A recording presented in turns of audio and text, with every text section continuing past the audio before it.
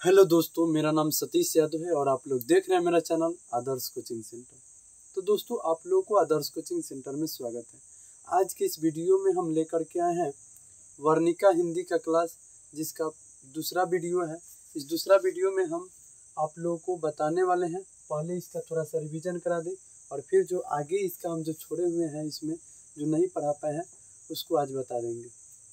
देखिए, यहाँ पे पहले हम जान लेते हैं कि दही वाली मंगमा जो कहानी है, इसके लेखक कौन है? तो श्रीनिवास जी। दही वाली मंगमा कहानी के लेखक कौन है? श्रीनिवास जी। श्रीनिवास जी का पूरा नाम क्या है? तो मस्ती वेंकटेश अयंगार है। श्रीनिवास जी का पूरा नाम क्या है? मस्ती वेंकटेश अयंगार। इनका जन्म कब हुआ था? तो 6 जून 1891 ईस्वी में कोलार कर्नाटक में हुआ था। इनका जन्म 6 जून 1891 ईस्वी में कोलार कर्नाटक में हुआ था। यह जो कहानी है, ये कन्नड़ कहानी है। कैसी कहानी है? कन्नड़ कहानी है। इस कहानी का हिंदी में अनुवाद किसने किया था? तो B.R. नारायण के द्वारा किया गया है। ये जो कहानी है, इस कहानी का पात्र कौन कौन है? तो इस कहानी के पात्र जो है, मंगमा है, माँ जी है, नजमा है। जो मंगमा के बहू का नाम है नजमा। मंगमा के एक बेटा है और मंगमा के एक पोता, और मंगमा के ही गांव का एक जुएरी रहता है, रंगपा, जो मंगमा के गांव की जुएरी रहता है। मंगमा के गांव का क्या नाम था? तो मंगमा के गांव का नाम वेंकटपुर था। तो हम इस वीडियो में आगे बताएंगे, जो कि कल हम पढ़ा दिए थे। और पार्ट 1 जो वीडियो नहीं देखे हैं वो पार्ट 1 वीडियो देख लीजिएगा। आगे देखते हैं इसमें। यहाँ पे है, मैंने हाथ छुड़ा ली और पूछा, क्या बात है रंगपा, आज बड़े रंग में हो। देखिए, यहाँ पे क्या हुआ था कि मंगमा जब आ रही थी तो अमराई के कुआं के पास रंगपा वहाँ पे भेटाया और बोला कि मंगमा, मुझे कुछ कर्ज चाहिए।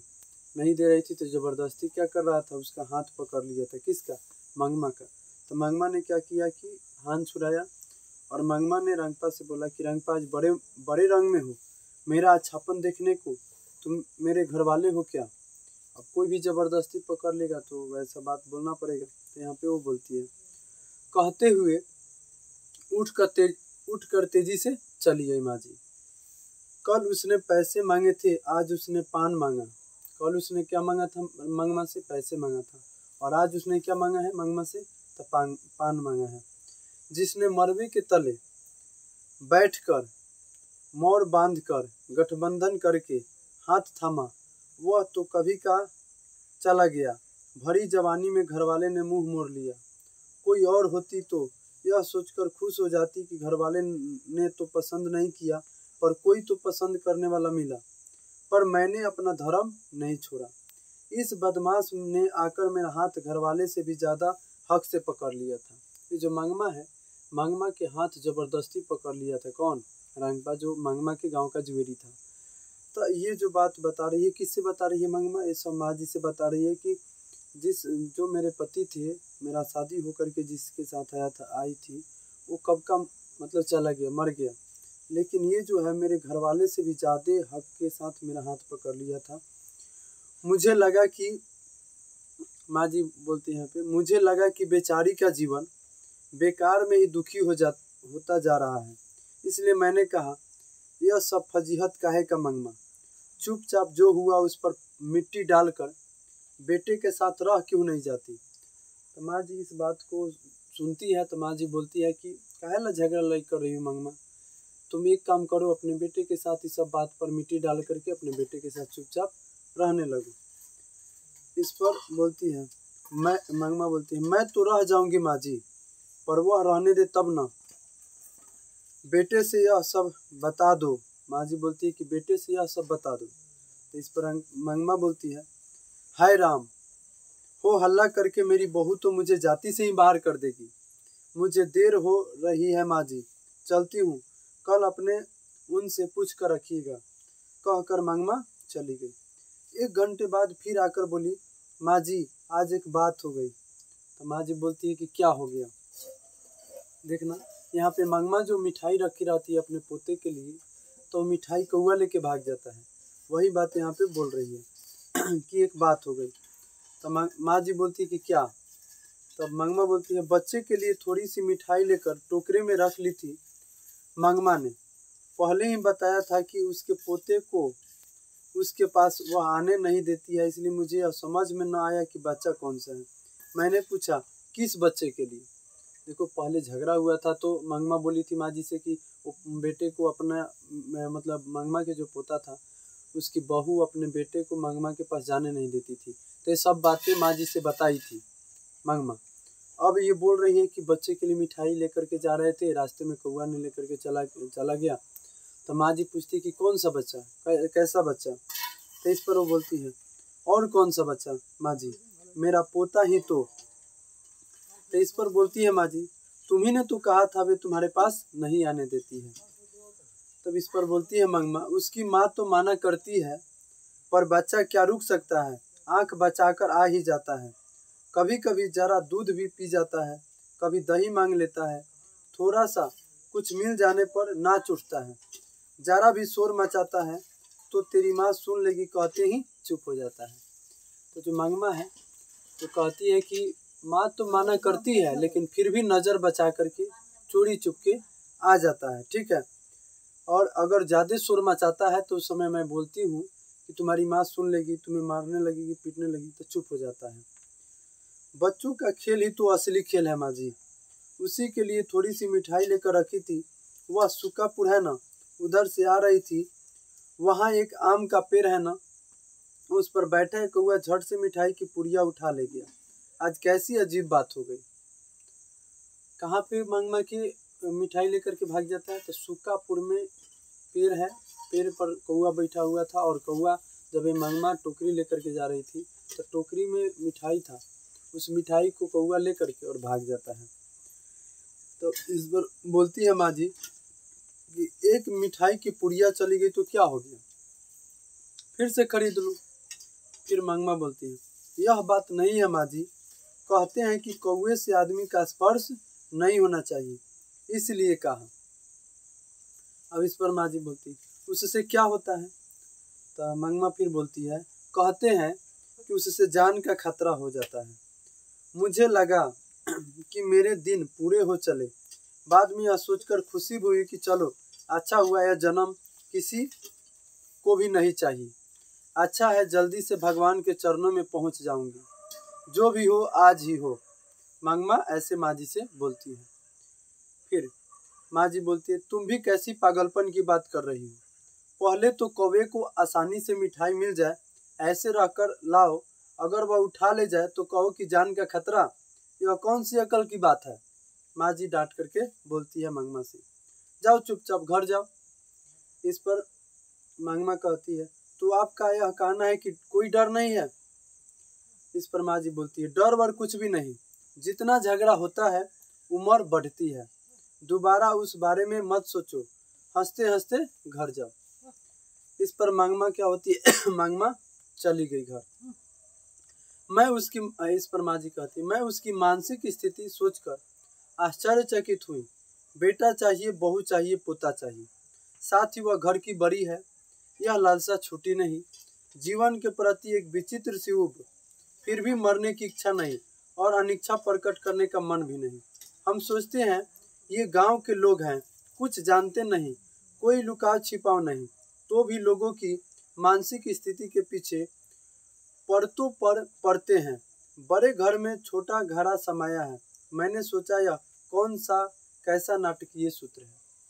ये जो गांव के लोग हैं ये कुछ भी चीज़ छुपाते नहीं हैं, ठीक है। तो इनके साथ ये चीज़ें हो जा रहा है, तो बताइए शहर में क्या क्या होता होगा। तो यहाँ पे यही बताया गया कि बड़े घर में छोटा घड़ा क्या हुआ है, समाया है। आगे देखते हैं। मंगमा जब फिर से घर आई तो उसने एक समाचार दिया।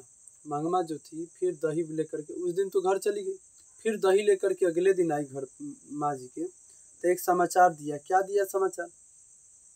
समाचार यह दिया कि अब पोता अपने माँ बाप को छोड़कर उसके पास आ गया है। वह बहुत खुश थी, मंगमा बहुत खुश थी क्योंकि उसका पोता उसके पास आ गया, माता पिता के पास वो नहीं जाएगा। उसके साहस की प्रशंसा करते हुए बोली बीते भर का छोड़ा है माँ जी, माँ को छोड़कर चले आने का मतलब क्या है। कल दोपहर को आए, लड़के ने कह दिया फिर से माँ के पास नहीं जाऊंगा। इतने दिन चोरी चोरी आया करता था, जब वह घर नहीं पहुंचता तो माँ ने आकर शोर मचाया, पीटने की धमकी दी। मैं नहीं जाऊंगा कहकर वह मेरी टांग पकड़कर खड़ा हो गया और कोई चारा न देखकर मैंने कहा, जा बेटा। उसके बाप ने भी आकर बुलाया पर मैं नहीं जाऊंगा कहकर वह मेरे पास ही रह गया। माँ जी 10 दिन से अकेले घर में सोती थी, जरा डर भी लगता था। जो भी हो, मर्द का बच्चा है, देखो भगवान ने उसको कैसी अकल दी है। जवान बेटे ने मुंह मोड़ लिया है और यह बीते भर का पोता मैं तो हूँ, तुम चिंता मत करो कहकर आ ही गया। बहू ने तो सारी रात महाभारत मचाया, लाख जोर लगाने पर भी वह नहीं गया। सुबह यहाँ आते समय तू अकेला कैसे रहेगा कहकर उसे उसकी माँ के दरवाजे पर ले जाकर खड़ा किया। जब वह भीतर चला गया तब मैं यहाँ आई। ध्यान दो, यहाँ पे ये बात बोला गया है कि जो मंगमा के पोता है, मंगमा के पोता अपने माँ बाप को छोड़ करके और मंगमा के पास चला आता है। बोलता है कि माँ अब दादी अब अपने माता पिता के पास मैं नहीं जाऊंगा। तो दोपहर में आता है मंगमा के पास और रात भर रहता है। रात को उसकी माँ उसके पिता कितनों बार आते हैं, लोग बोलते हैं कि चलो मेरे साथ चलो, नहीं जाता है और रात भर उसी के पास मंगमा के पास ही सोता है। जब सवेरे होता है तो फिर ये मंगमा दही लेकर के बेचने के लिए जाती है। तो उस समय उसको बोलती है कि तुम चल जाओ अपने माँ के पास, अकेले कैसे रहेगा।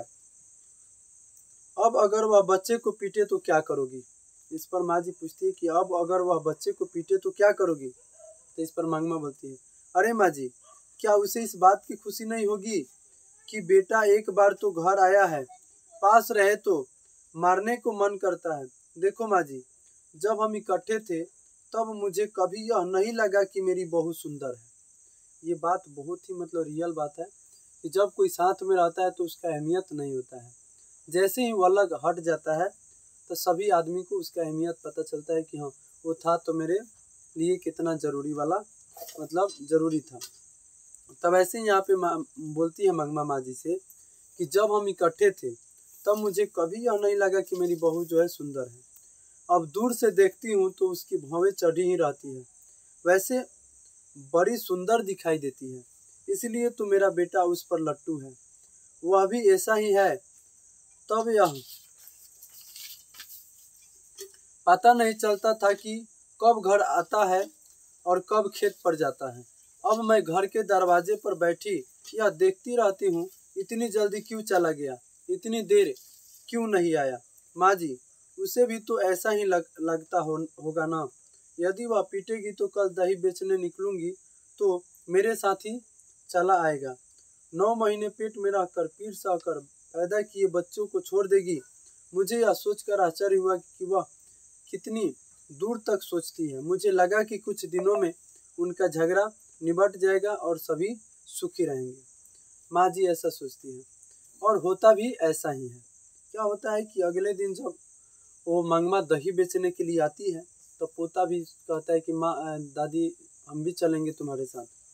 देखो यहाँ पे हुआ भी ऐसा ही। 2 दिन बाद लड़का माँ के पास गया, पर उसके दूसरे दिन ही दादी के साथ मैं भी बंगलौर जाऊंगा कहकर जिद पकड़ ली। बेचारी बुढ़िया के लिए सिर पर दही की मटकी वाला टोकरा और गोद में पोते को लेकर 3 मील चलना असंभव था। उसकी समझ में नहीं है कि क्या करे। बेटी और बहू ने आकर समझाया, उस दिन हमसे गलती हो गई, तुम भी गुस्सा करके यूं रहोगी तो कैसे चलेगा माँ।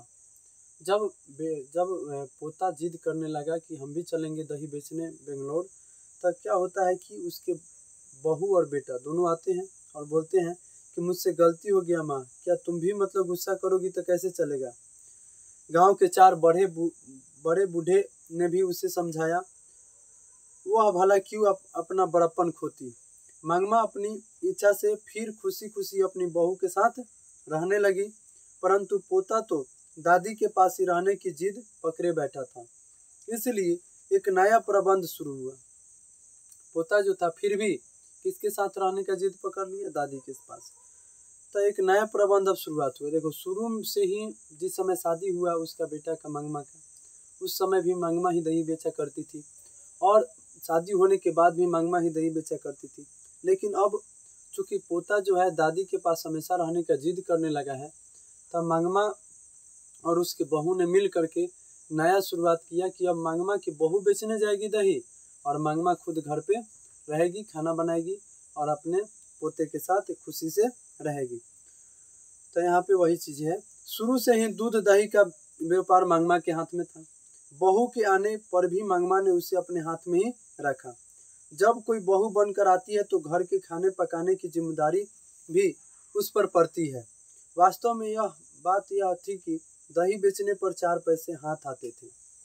अब पोते ने सादा दादी के पास रहने की हट पकड़ी थी। बहू बोली, इतनी धूप में इस उम्र में तुम क्यों बाहर जाती हो? भला कितने दिन यह काम कर सकोगी? घर में ही खाना पीना बनाकर मालकिन की तरह रहो। दही बेचने का काम मैं देख लेती हूँ। तो अब दही बेचने कौन जाएगी? अब तो नजमा, जो इसकी मंगमा की जो बहू है वो नजमा अब दही बेचने जाएगी। और मंगमा अब कहाँ रहेगी? तो मंगमा अब घर पे ही खाना बनाएगी और घर पे ही अपने पोते के साथ मालकिन की तरह रहेगी। इस पर मंगमा बोलती है ठीक है, और कह दिया। साथ ही यह भी कहा कि कभी कभार मैं चली जाऊंगी, रोज जाने का काम तुम ही करो। एक दिन सास बहू दोनों आई।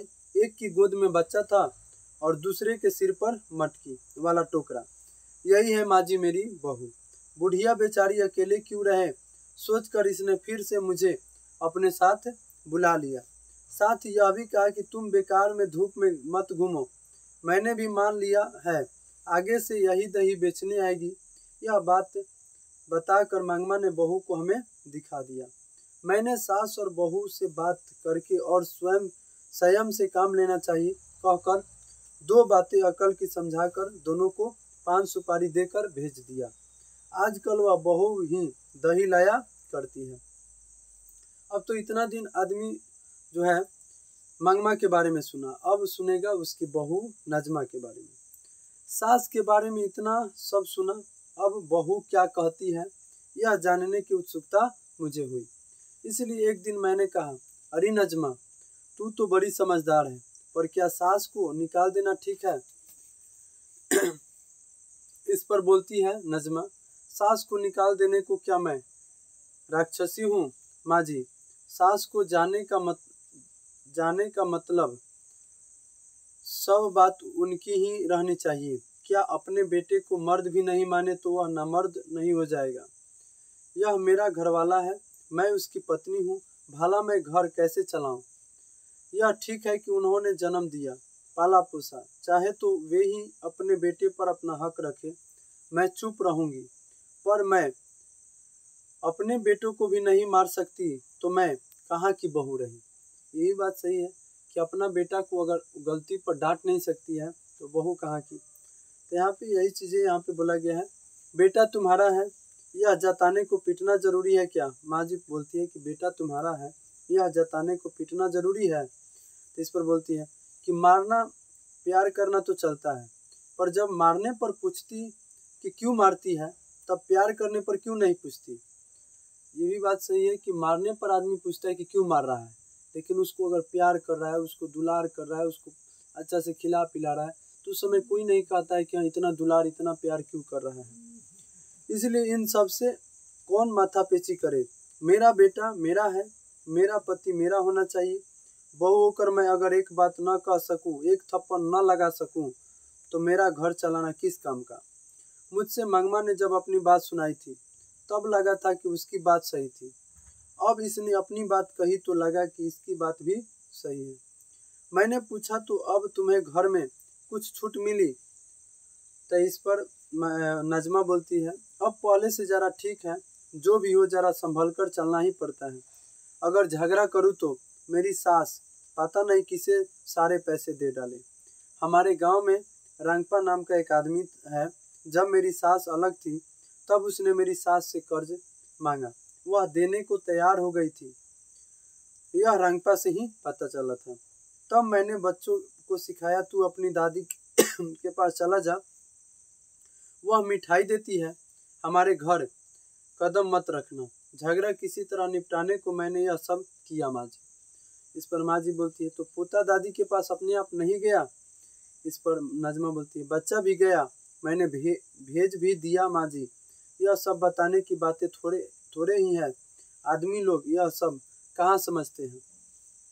आगे, मुझे ऐसा लगा कि मंगमा भी अकल से कुछ कम नहीं।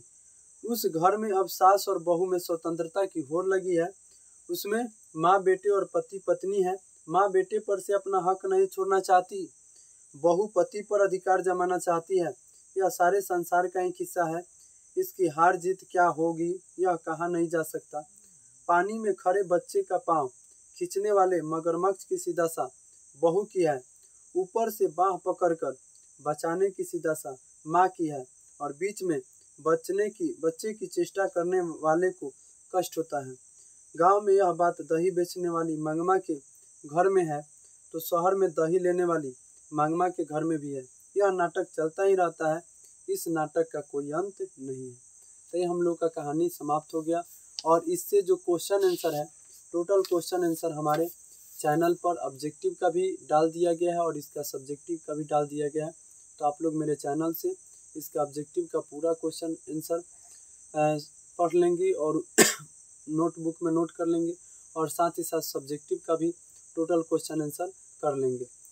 आज के लिए इतना ही, फिर मिलते हैं नेक्स्ट वीडियो में। तब तक के लिए धन्यवाद।